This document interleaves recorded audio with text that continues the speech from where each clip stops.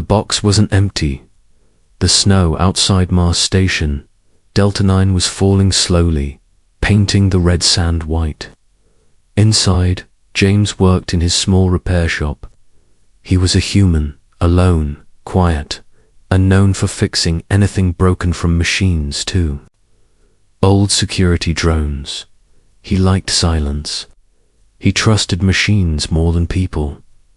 That night, a delivery box sat in front of his door. James looked at it with confusion. "I didn't order anything," he muttered. The box was large, heavy, no name. No label, just his door and that box.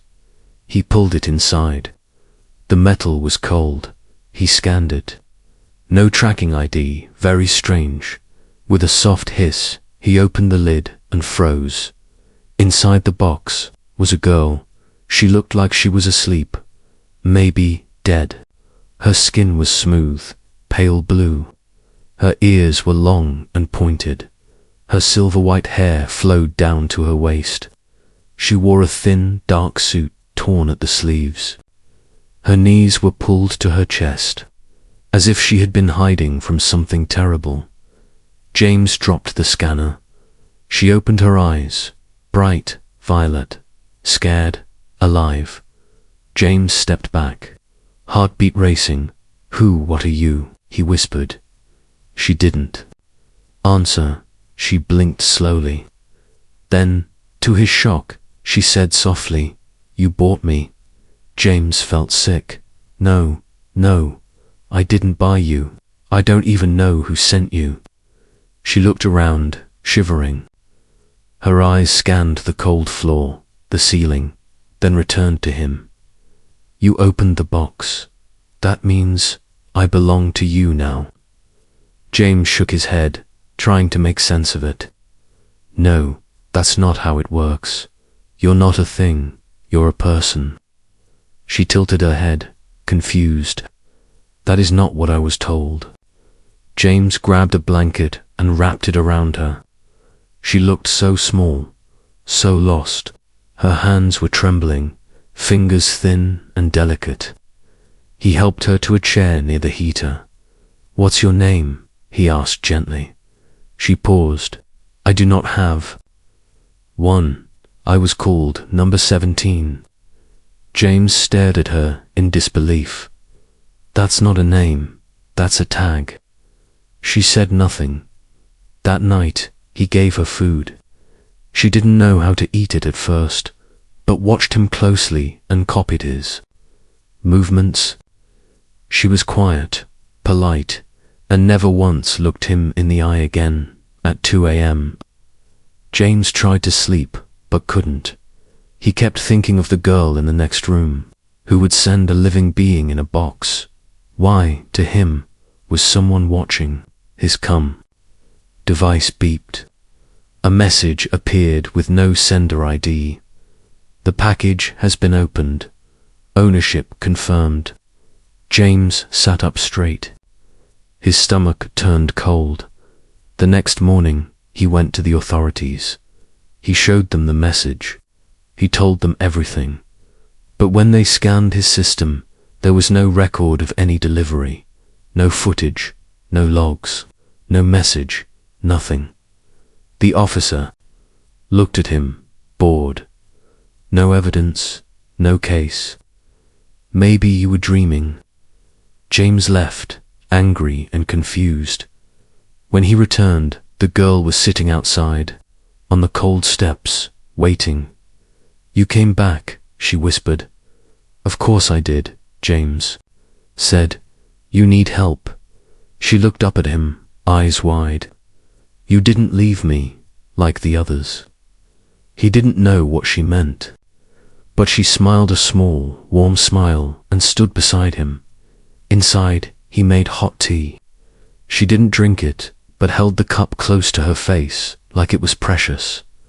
James looked at her again. Pale skin, strange suit, thin wrists. She didn't look like a threat.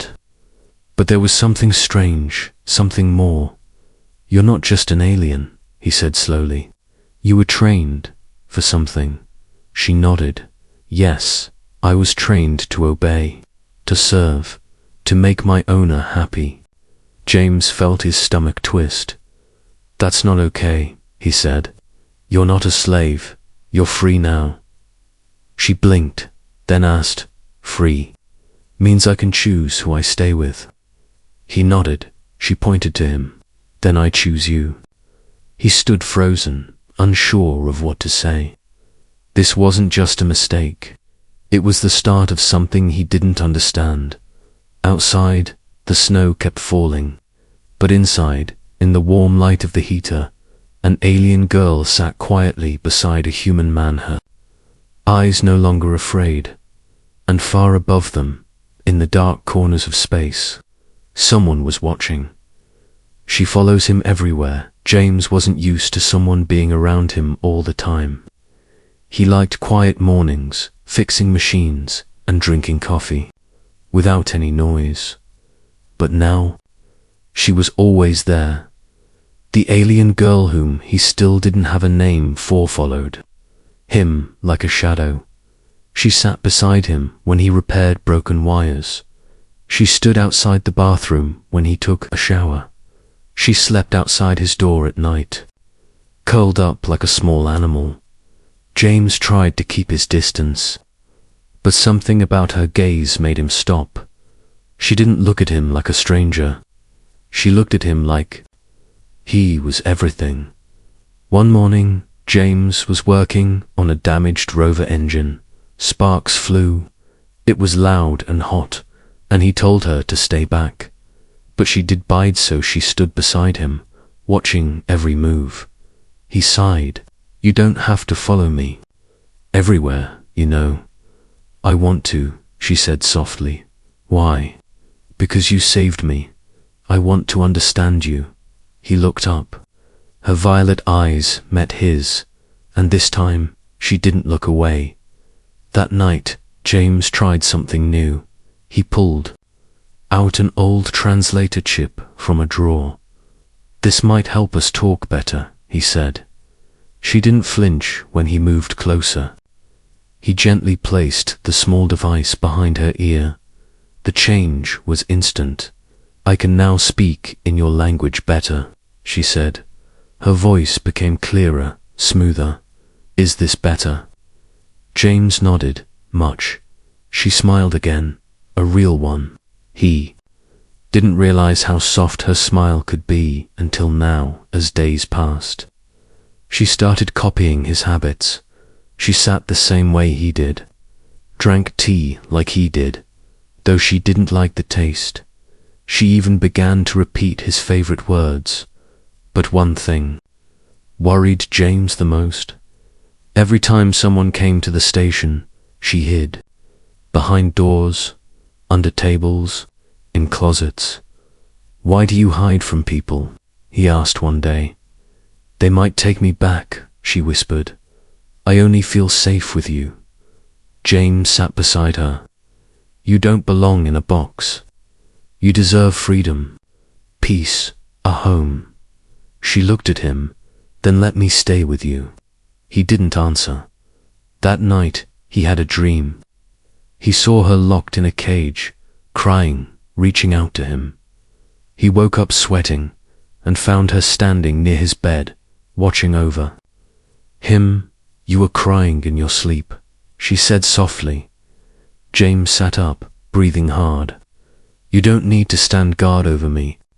I want to, she replied, because you do not guard yourself. James felt a strange feeling in his chest. Was it fear or something else? The next morning, James went to the market section of the station to buy food. He told her to stay in the ship, but as he walked the aisles, he felt eyes on him. When he turned around, there she was standing silently behind him. What are you doing here? He whispered. I didn't want you to be alone, she replied. People were watching. A few alien merchants stared. One of them, a wrinkled green trader with glassy eyes, walked up to James. You have a rare one, he said with a crooked smile. She's not mine, James said firmly. The merchant laughed. Then why does she wear your scent? James frowned. What? She walks like you. She talks like you. She has chosen you. James grabbed her hand and left the market, fast. Back at the ship, he turned to her. You can't follow me like that. It's not safe. She looked down. I didn't mean to upset you. I'm not angry, James said, softer. But this is not normal. I am not normal, she whispered. But I know one thing. What? I belong with. You, James, looked at her. Really looked at her. She wasn't a child. She wasn't weak. She was someone trying to survive in a universe that treated her like property. And somehow, she had decided he was her home. He didn't know what to say. He just nodded. Okay, let's go home. But outside the ship, on the edge of the hangar, a shadow stood watching. Someone had followed them, and now, James wasn't the only one aware of the girl's presence. She thinks he owns her heart. James sat at his workbench, pretending to focus on the broken engine in front of him. Sparks flew, wires hummed, but his thoughts were elsewhere. The alien girl, still unnamed, was sitting on the floor near the window, staring at the stars.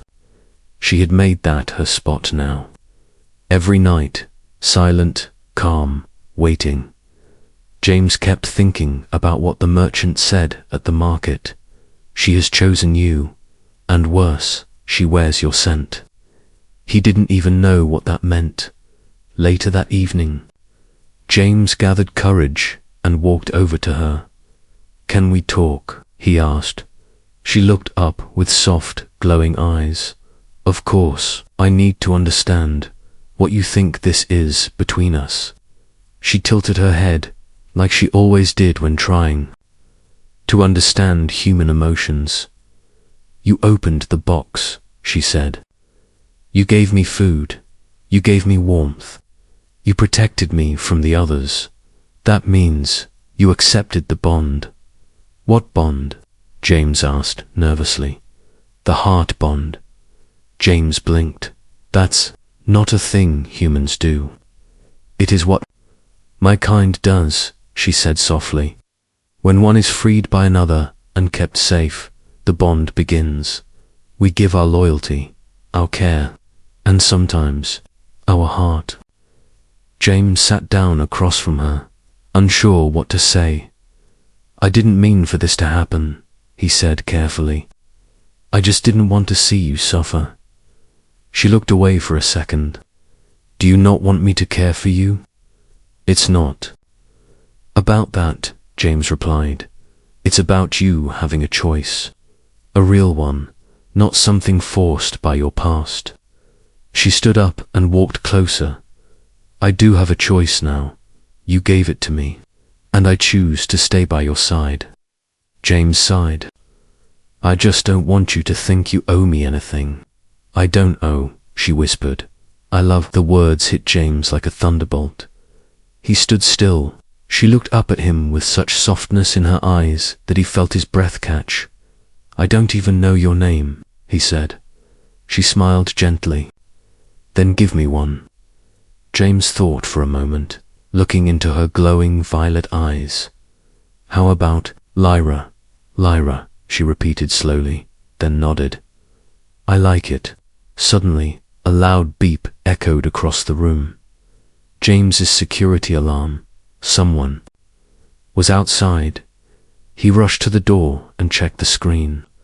A shadowy figure stood at the edge of the property. Near the landing path, James activated the outdoor light, but the figure vanished. Lyra moved to his side, calm but alert. They are watching, she said. Who? James asked. The ones who lost me, she replied. They will try to take me back, but I won't go. You don't have to, James said quickly. I'll protect you. She gently touched his hand. Then we are already one. The next morning, something strange happened. As James walked into the local parts shop, The Unera, crusty old woman whispered, "Sir, you've bonded with one of them?" James was surprised. "What are you talking about? She calls you hers. The whole station knows now." James frowned. "I didn't tell anyone anything." The woman shrugged. "Didn't need to. She walks beside you like a wife. She watches you like you're her world." James left the store, confused, annoyed, and a little afraid. Back on his ship, Lyra was fixing his tools, lining them up perfectly, just like she'd seen him do. He walked in. "Did you tell anyone we're bonded?" "I didn't need to," she replied. "They can feel it." James sat down, overwhelmed. "She thinks I own her heart," he whispered to himself. But what scared him more was the strange truth forming inside him. Maybe, just maybe, she owned a part of his too, far above the quiet station, in a black ship floating without sound. A figure stared at a blinking red dot on the screen. Subject 17, located, and it was only a matter of time before they came for her. He tries to set her free. James stood in the dark, staring out the small round window of his repair ship. The stars looked peaceful, but his heart wasn't. Inside, Lyra was humming softly. She had learned it from a song he played once. Her voice was quiet, almost childlike. She didn't know what the tune meant, but she liked the way it sounded. When she sat near him, James clenched his jaw. This had gone too far. He searched the system for answers, for a place that might help her, somewhere safe, somewhere that could give her real freedom, not the kind that felt like a cage of love and loyalty. He found a name, the Unity Embassy, an organization that helped displaced alien species reclaim their lives. They were located 2 systems away, quiet, neutral, and protected by law. James printed the coordinates and looked over at Lyra. She was folding his clothes. "You don't need to do that," he said gently. "I want to," she replied. "This is my place now, my role." James took a deep breath. "We need to talk." Lyra sat down, her bright eyes waiting. "You're not my servant, not my property, not my anything." Her head tilted. "You are mine." "No, Lyra," James said. "I want you to be more than someone who follows me. You deserve to make your own life." "I did," she whispered. "I chose it. I chose you." "I'm taking you somewhere," he continued. "Somewhere you can get help. Maybe even find your people." Her expression changed. The light in her eyes dimmed. Her voice cracked. "You're sending me away." James felt the weight in his chest grow heavier. "I'm giving you a chance to live freely. But I am free with you." He turned away. "I just want what's best for you." She stood slowly. Her voice trembled. "Do you not want me anymore?" James couldn't answer. That night, he set the course and told Lyra they were going for repairs. She didn't speak much. She just stared out the window, fingers tracing the glass. When they arrived, the Unity Embassy stood tall on a peaceful moon-white. Domes, silver flags, and calm energy fields surrounding the area. It looked safe. It looked kind. James walked beside Lyra in silence at the entrance. A friendly alien woman welcomed him. "You brought her here yourself?" the woman asked, surprised. "Yes," James said. "I want her to have real freedom." The woman smiled. "You're doing the right thing." James nodded. He turned to Lyra. "This is where we say goodbye." Her lip trembled. "I don't want to go," she whispered. "You'll be protected here," he said. "They'll help you." She took a step back. "Do you think I'm a burden?" "No," he said quickly. Then why are you letting me go? Because. He paused, voice low. I care too much to keep you in a life that isn't yours. Tears welled in her glowing violet eyes. I wasn't trapped, James. I was safe. I was loved. Don't take that away from me. Before he could speak again, she ran right past the entrance, back to the ship. Guards moved to stop her, but James raised a hand, let her go. He followed her back to the landing bay, where she sat in the corner of the ship, crying softly. I only ever felt human when I was with you, she whispered. James sat beside her, feeling more lost than ever. I thought I was doing the right thing, he said. You did, she replied. But sometimes the right thing is not the kind thing. He looked into her eyes, truly seeing the pain there, not from fear, not from harm, but from rejection. She stood up slowly, wiping her eyes. I will go, she said, because you asked me to.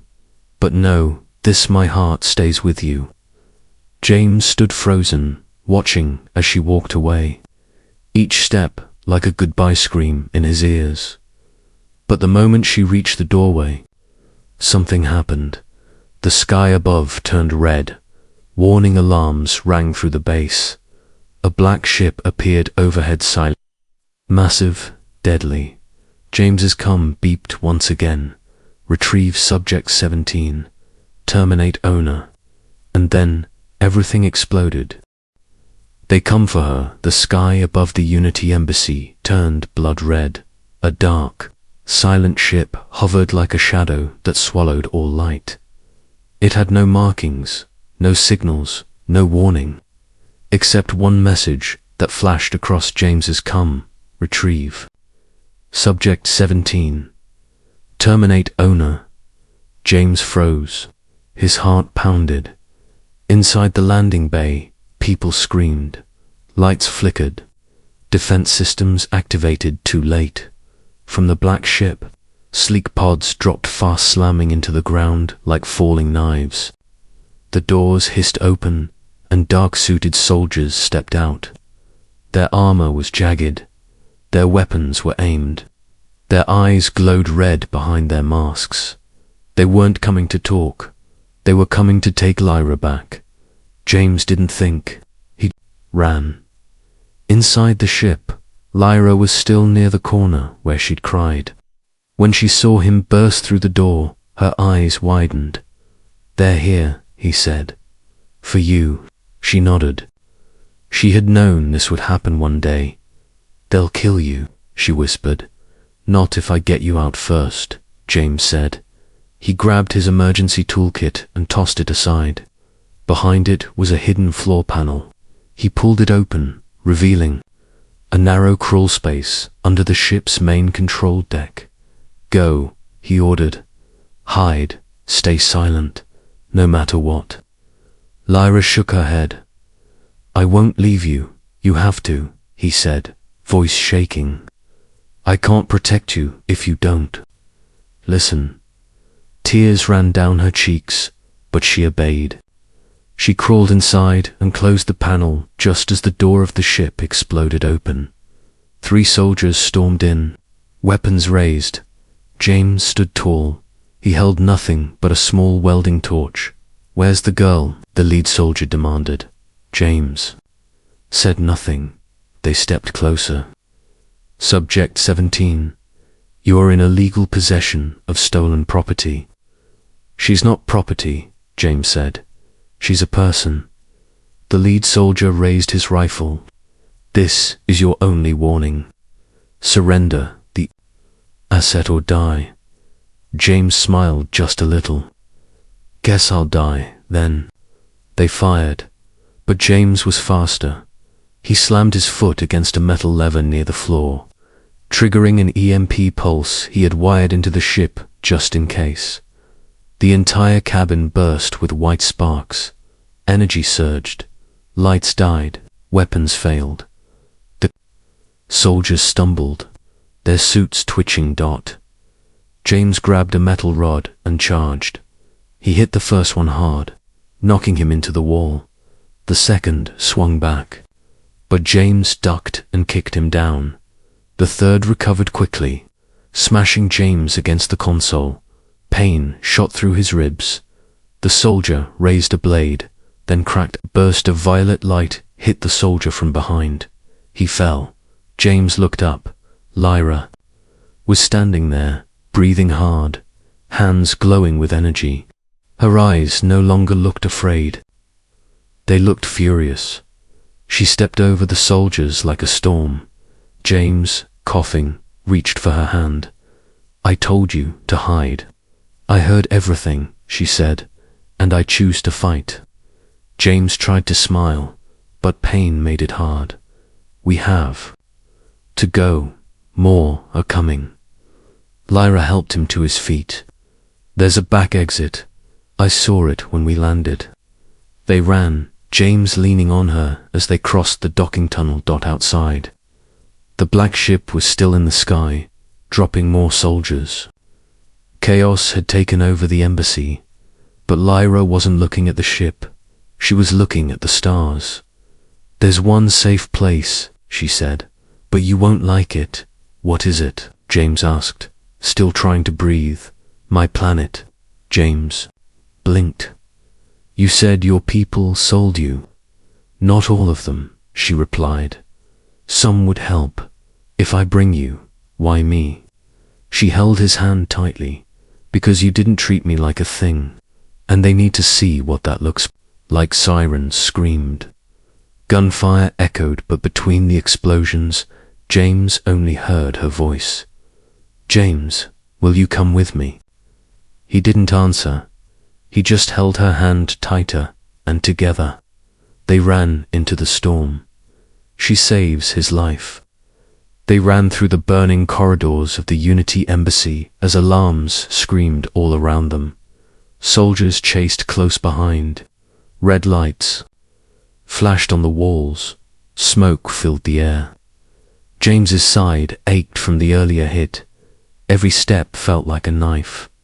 Lyra held on to him tightly, guiding him through the chaos like she had done this before. Her glowing eyes scanned every turn. Her senses were sharp. She was no longer the scared girl in the box. She was something more now, something strong. "We're almost there," she said, pointing toward a small hangar at the far end. James coughed. "Are you sure your ship is still there?" "It's hidden," she said. "I built it with my own hands before I was taken." But just before they reached the hangar, a sharp sound echoed behind them. A plasma blast. James cried out. A searing. Pain tore through his back. He fell hard to the floor, blood soaking his shirt.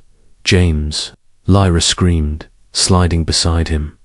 She placed her hands on the wound, but blood poured between her fingers. "Stay awake," she whispered. "Please." James blinked slowly. His breath was shallow. "Go," he mumbled. "Don't stop for me." "No," she said firmly. "I won't leave you." The sound of footsteps grew louder. Soldiers approaching fast. Lyra turned her head.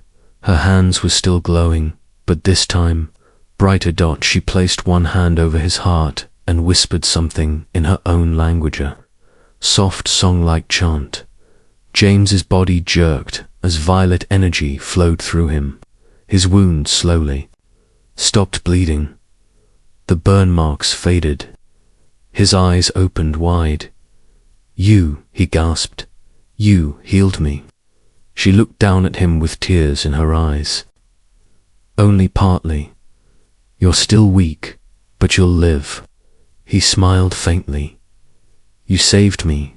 You saved me first," she said, before he could answer.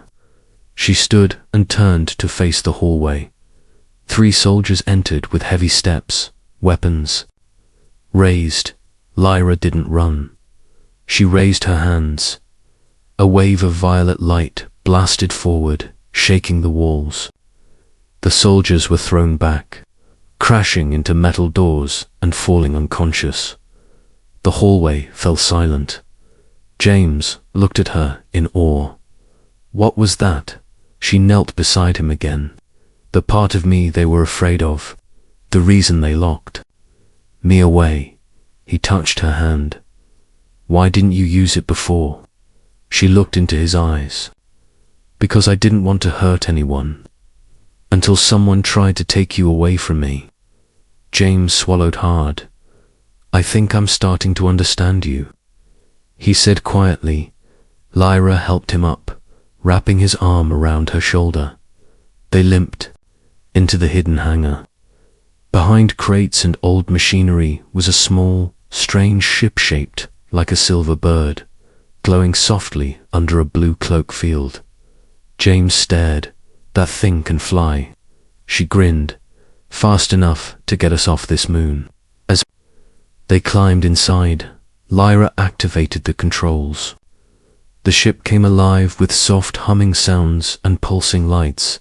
Outside, more soldiers gathered. The hangar doors shook from plasma blasts.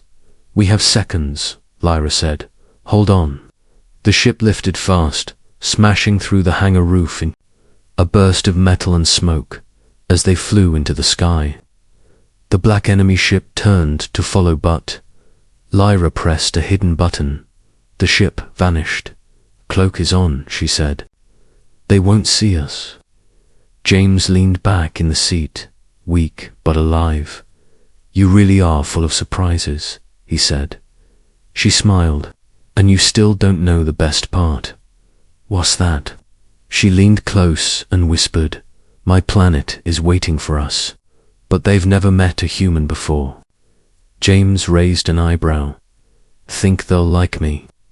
They'll fear you, she said, because you did what none of them could. And what's that? He asked.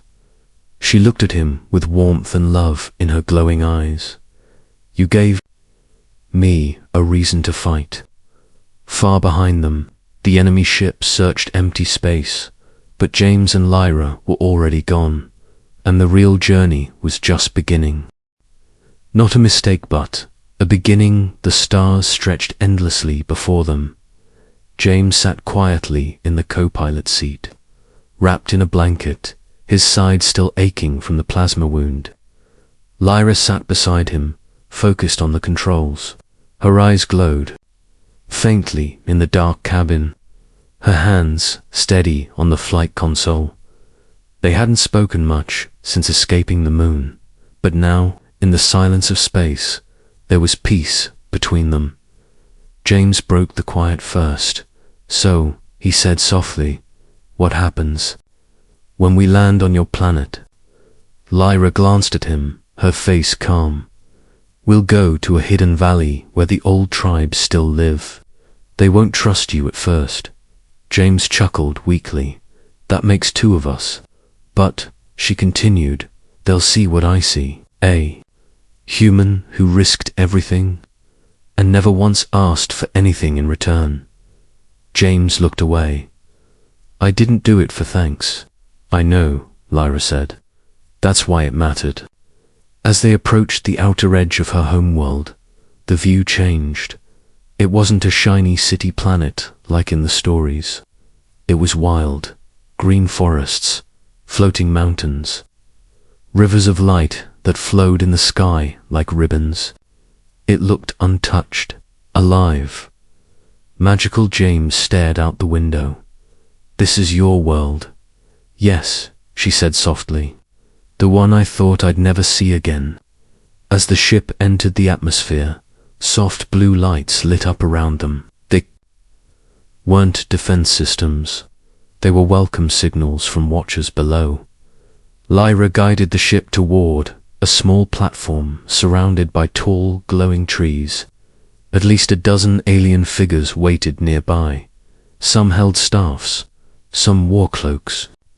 Some watched James with narrowed eyes. Lyra helped him out of the ship. As they walked down the ramp, the aliens whispered among themselves, but none moved. Then a tall elder stepped forward. His face was wise, his skin a deeper shade of blue than Lyra's. His eyes were tired but curious. He looked at Lyra first. "You survived," he said in their language. Lyra nodded. "I escaped because of him." She pointed to James. The elder looked at him with caution. "He is not one of us."